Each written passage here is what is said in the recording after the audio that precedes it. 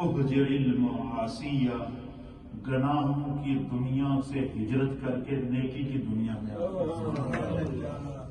کتنا بڑا پیغام ہے، کتنا بڑا پیغام ہے یہ، ہر مرد اور ہر خاتون کے لیے ہے۔ حضور علیہ السلام نے فرمایا کہ اگر تم یہ چاہتی ہو کہ تمہیں دنیا میں بھی اللہ عزت عطا فرمائے اور دنیا میں بھی خدا تم سے خوش ہو،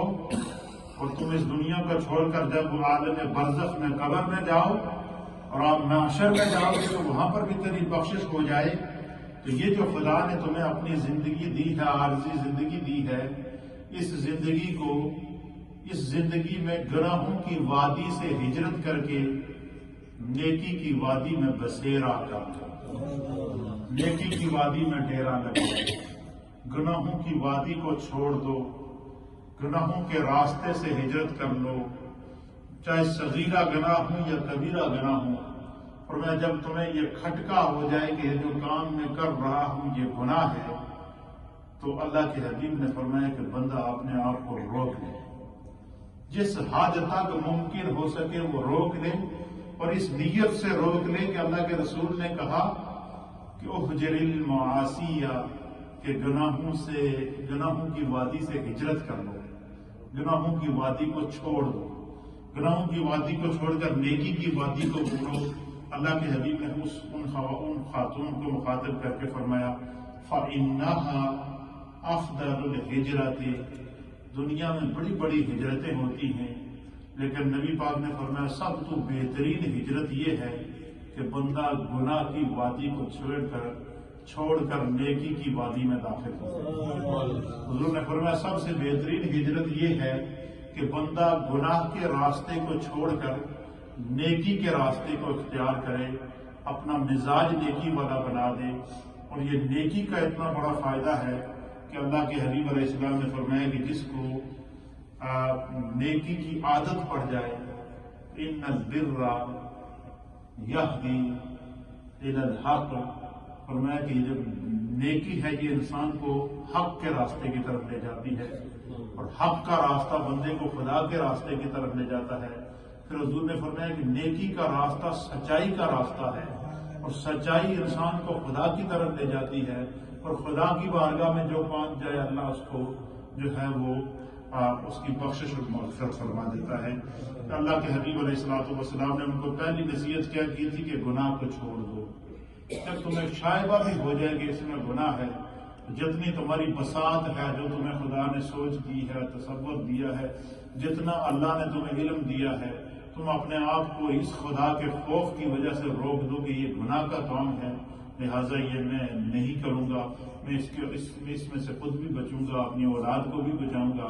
اللہ کے حبیب نے فرمایا جس شخص نے اپنے آپ کو گناہ کے راستے سے ہجرت کر کے نیکی کے راستے پر لگا دیا، حضور علیہ السلام نے فرمایا کہ اللہ اسے دنیا میں بھی عزت عطا فرمائے گا، اور قیامت میں اس کا یہ عمل اس کے لیے بخشش کا ذریعہ بن جائے گا۔ اور دوسری نصیحت نبی پاک صلی اللہ علیہ وسلم نے اس خاتون کو کی ہے، جتنی میری مائیں بہنیں اس بات کو سن رہی ہیں،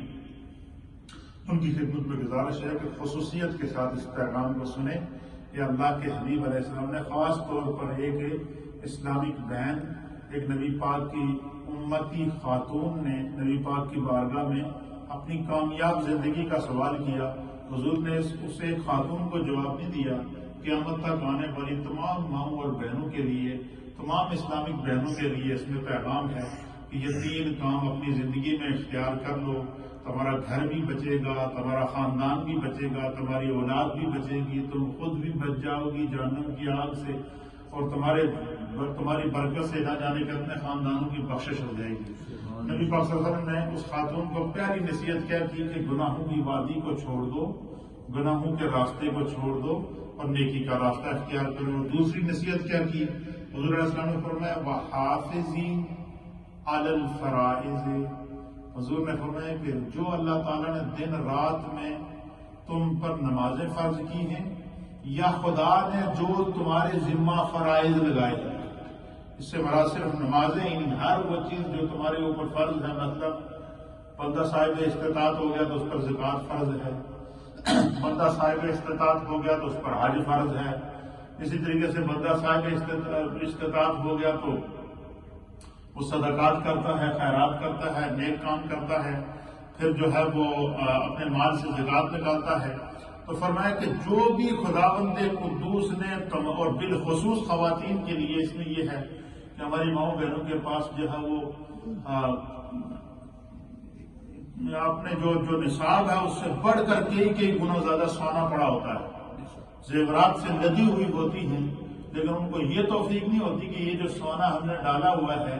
اس کی ہمارے اوپر زکوٰۃ ہے۔